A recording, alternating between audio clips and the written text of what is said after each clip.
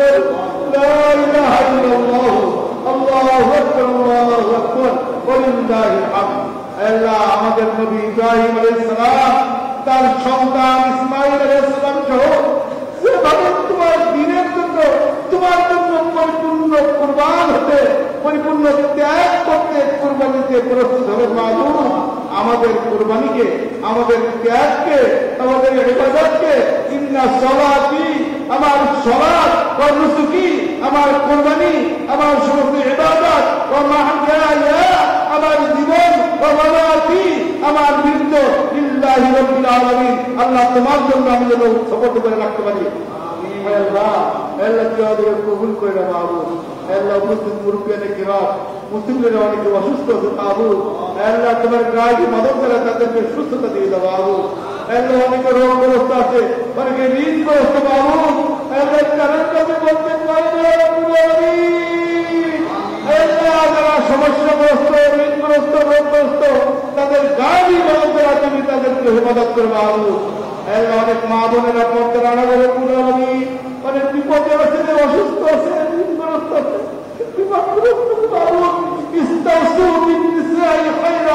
মা বোনদের জন্য তোমার প্রিয় নবী স্পেশাল ভালো উপদেশ দিয়েছে মাবুদ, তাদের প্রতি সতর্ক থাকতে পারি। আমাদের মা বোনদের প্রতি এই দায়িত্ব, এই জিম্মাদারি, এই তৌফিক, এই সুযোগ আমাদেরকে দিয়ে দেওয়া মাবুদ।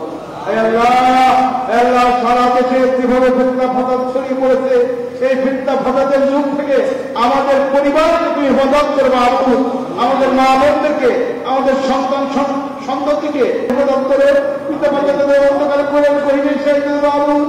আল্লাহ আল্লাহ কতদিন আমাদের মুরব্বীরা আব্বাকে আল্লাহ কবরে ডাকতে পারে না মাবুদ, যে আব্বা কাজ করে করে ঘাট কালো করে ফেলেছিল, আমাদের লেখাপড়া করাইতে পারতে দিত না মাবুদ। ওই বাপ যাদের কবরে গিয়েছে, ওই আব্বা যাদের কবরে গিয়েছে মাবুদ, আব্বার কবরকে তুমি জান্নাত দিয়ে দাও মাবুদ। আমাদের আব্বা যারা কবরে গিয়েছে, আব্বাকে তুমি জান্নাত দান করো মাবুদ।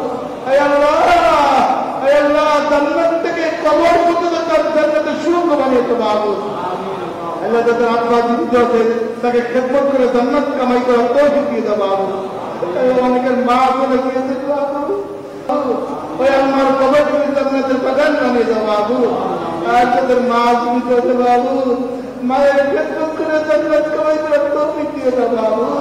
আল্লাহ তাআলা তুমি আমাদের সর্বস্তরের দেশ, আমাদের দেশের সর্বস্তরের কর্মকর্তা কর্মচারী, দেশের সর্বস্তরের প্রশাসনকে তুমি হেফাজত করো মাবুদ।